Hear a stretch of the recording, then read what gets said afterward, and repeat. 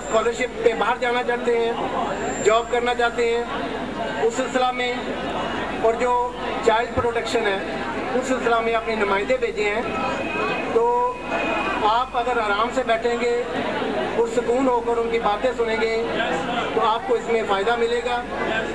सबसे पहले मैं child protection and welfare bureau government of Punjab के नुमाइंदे गुलाम मुर्तज़ा साहब से दरख्वास्त करूँगा कि वहाँ तशरीफ़ लाएँ और तालिब इल्मों को चाइल्ड प्रोटेक्शन के मामले में आगाही दें। गुलाम मुर्तज़ा साहब।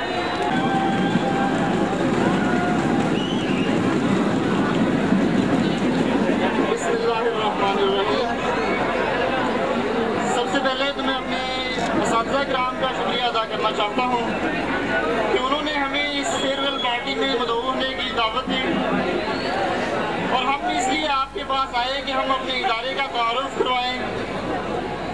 जो हमारा इदारा child protection and welfare bureau के नाम से फैसलाबाद में काम कर रहा है।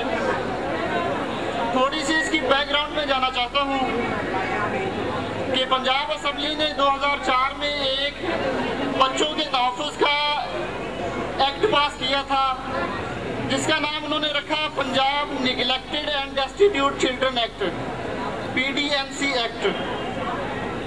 उस एक्ट के तहत जो बच्चे लावारिस होंगे, भीख मांगने वाले होंगे, बेसहारा होंगे, आवारागर्दी करने वाले होंगे या घरों से भागे हुए होंगे, हम उनके साथ अच्छे तरीके से ट्रीट करते हैं।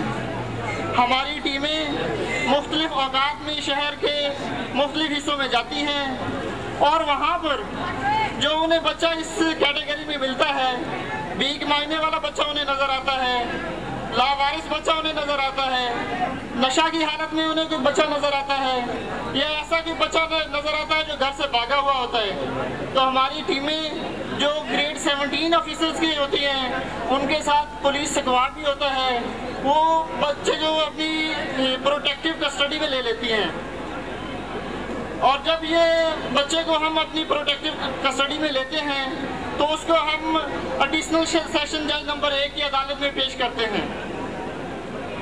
तो वहाँ पर हमारे इदारे में लावारिस, भीख मांगने वाले, आवारागर्दी करने वाले या घरों से भागे हुए बच्चों के लिए एक बहुत अच्छा इंतज़ाम है।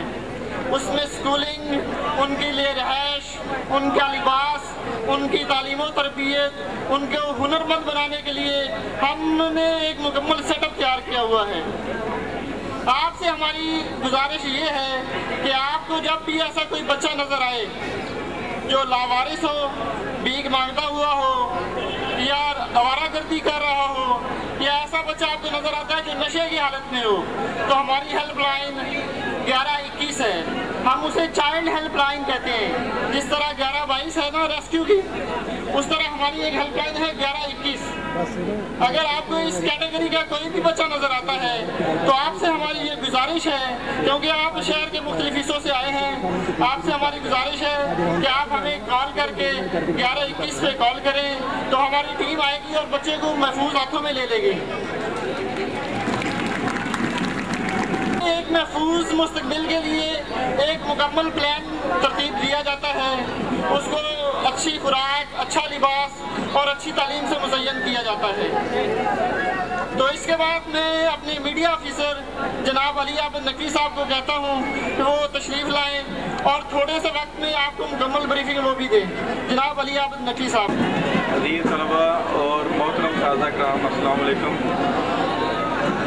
जैसा कि मुर्तज़ा को बता रहे थे कि एक इदारा है जो कि बच्चों के तहफ़्फ़ुज़ के लिए पंजाब के साथ इस्लामी काम कर रहा है, तो उस वाले से खुसूसन मुर्तज़ा ने आपको बताया। मैं इसके थोड़े से बैकग्राउंड में जाऊंगा कि 96 या 97 में एक बंदा मंजरेआम पर आया था जो पकड़ा गया था, जिसने 100 से ज़्यादा बच्चों को कत्ल किया था। जावेद इकबाल नाम था उसका। उस वाक़े के बाद हुकूमत पंजाब ने इस वाले से कानून साजी करने के वाले से सोचा कि जो बच्चे घरों से भाग कर दूसरे शहरों का रुख करते हैं, आवारागर्दी करते हैं और गुजर बसर के लिए भीख का सहारा लेते हैं, ऐसे बच्चों के तहफ़्फ़ुज़ के लिए कोई कानून बनाया जाए। तो इस सिलसिले में 2004 में Punjab destitute and neglected children act को पंजाब असम्बली में पास किया गया और 2005 में लाहौर में बाकायदा तौर पे उस एक्ट की रोशनी में ही child protection and welfare bureau के नाम से एक इदारा कायम हुआ, जिसका काम ये था कि 24 घंटे उसने स्केड्यूल के तहत शहर के मुख्तलिफ मराकज़ में, तजारती मराकज़ में, रेलवे स्टेशन पे, लारी अड्डा पे या और जो रशी प्लेसेस हैं शहर की, वहाँ पे वो रेस्क्यू ऑपरेशन कंडक्ट करते हैं। और वहाँ पे कोई बच्चा भीख मांगता हुआ, लावारिस हालत में, नशे की हालत में, कागज़ और गंदगी चुनते हुए या घर से भागा हुआ, आवारागर्दी करता हुआ नज़र आता है तो उसको हमारी टीम बाई फोर्स अल्फाज़ी तहवील में लेने की मजाज है। हमारी टीम के साथ अपने रेस्क्यू ऑपरेशन के दौरान पुलिस स्क्वाड भी होता है और दीगर स्टाफ भी होता है, ताकि मुनज़्ज़म तरीके से ऐसे गिरोहों या वालिदैन के ख़िलाफ़ कार्रवाई की जा सके जो बच्चों को भीख जैसी लानत में इन्वॉल्व करते हैं। तो जब वो बच्चा फांसी तहवील में ले लिया जाता है, पहली सूरत तो ये होती है कि हम अपने स्केड्यूल के तहत जो रेस्क्यू ऑपरेशन कंडक्ट करते हैं उसकी नतीजे में बच्चा रेस्क्यू किया जाता है। दूसरा तरीका ये थे अली अहमद नकवी साहब। इसके बाद वो तालिब इल्म जो इस साल 10th क्लासेस के पेपर दे रहे हैं, ख़ुसूसन उनके लिए और बाकी जो तलबा है अमूमन उनके लिए, हुकूमत पंजाब और दूसरी एसोसिएशन जो हैं उनके तावन से एक सिलसिला शुरू किया गया है।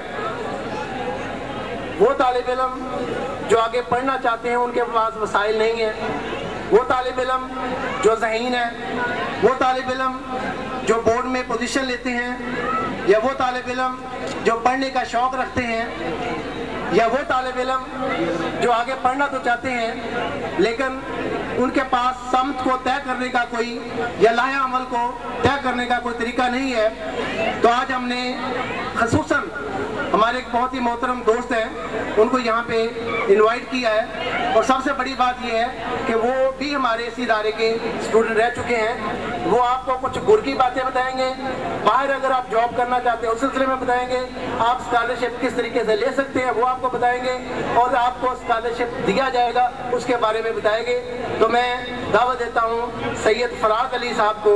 ये केमिकल इंजीनियर है स्वीडन में और PhD स्कॉलर हैं, जनाब सैयद फराज अली साहब। अस्सलाम वालेकुम। पीछे आवाज आ रही है? नहीं आ रही? चलो आवाज क्लियर करो, पीछे आवाज नहीं आ रही। अच्छा, अस्सलाम वालेकुम बेटा, क्या हाल है आपका? ठीक हो?